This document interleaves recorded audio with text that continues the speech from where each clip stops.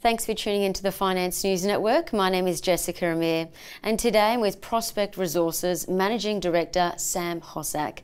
Hi Sam, thanks for coming along and welcome back to the network. Thank you, Jessica. So for those who aren't familiar, Sam, Prospect Resources has a hard rock lithium deposit, a Tier 1 project in Africa. How do you compare to the global producers? Prospect Resources completed a definitive feasibility study on Arcadia project, which is its prime asset, and this is based in Zimbabwe, and it's based just outside Harare. It's currently globally the 8th largest hard rock lithium deposit. It has a JORC reserve. This gives us a unique strategic competitive advantage, given that we are in the high grade category with a low strip ratio, and this seriously underpins our competitive advantage on a cash operating cost.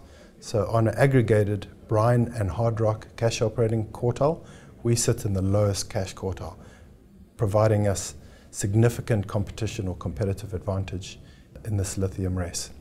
We also produce two products. One is a spodumene, with which everyone's familiar, and the other is petalite. And moving to the quarter that you've just closed, tell us about progress or key milestones that you ticked off. Most of our focus over the last quarter has been primarily on the funding, identifying the right funding partners and the right funding package for the Arcadia project. Most of our discussions have centered around development banks, and their remit is primarily to create opportunities and development, but in doing so, they only ever pick the best projects. We've been pleased to announce that Sinomine, our strategic partner and off-taker, currently a Tier 1 chemical converter out of China, they have 34% of our off-take for the first 7 years. They've commenced construction on their lithium hydroxide plant, which is very pleasing for us. The program as it stands is set to complete just before we commence production at Arcadia project.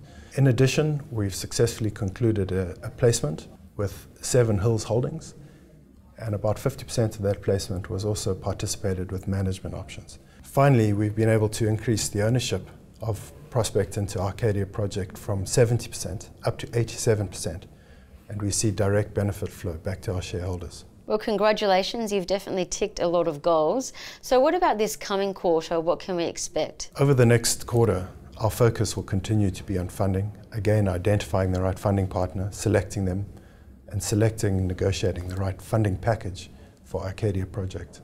In addition, we're looking for and planning a road trip, which will be to select and increase our offtake from 34% upwards.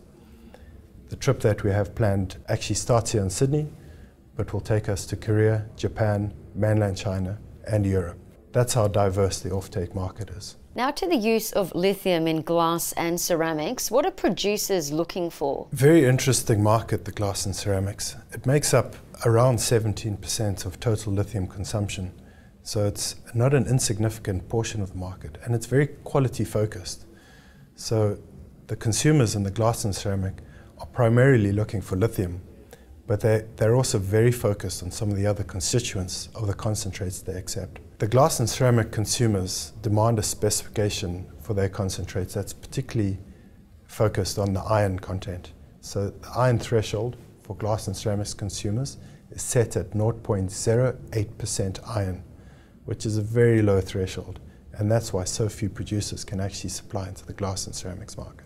When consumed as mineral, the glass and ceramics industries pay a premium not only for the lithium, but also for the additional concentrate properties, the low iron, the low alkalis, and in particular the alumina and silica.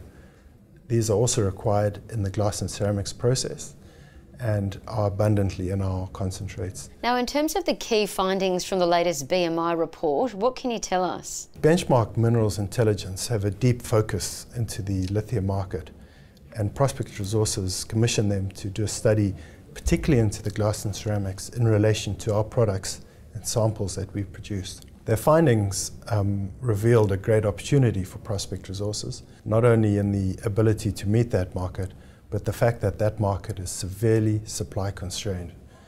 The reason it's supply constrained is there are only currently 2 producers able to meet the tight specifications.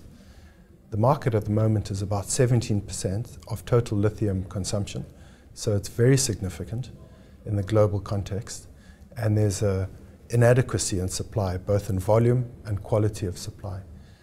What we've managed to identify through BMI is that our products that we're able to ship into the glass and ceramic sector will attract a premium of between 60% and 100% in addition to what we'd be able to attract if we supplied those same minerals into the chemical process for conversion into battery grade products. Sam Hosack, thank you so much for the update.